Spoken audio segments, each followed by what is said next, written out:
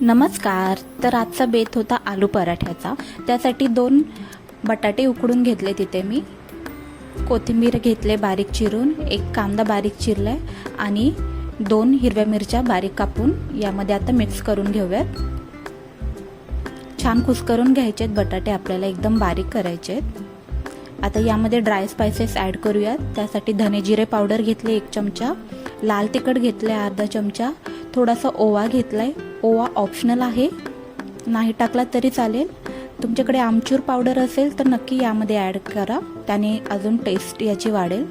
चवीपुरतं मीठ टाकून मी हे स्टफिंग रेडी करून घेतलंय.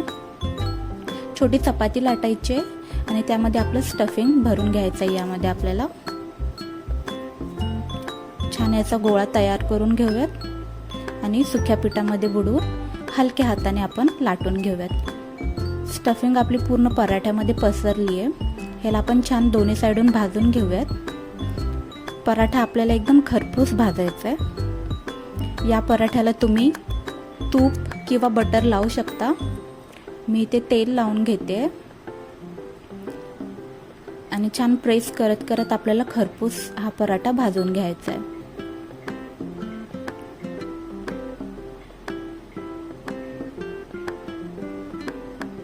पूर्ण भाजल्यानंतर आपण एका प्लेटमध्ये काढून घेऊया त्याला आणि अजून आपण पराठे लाटून घेऊयात.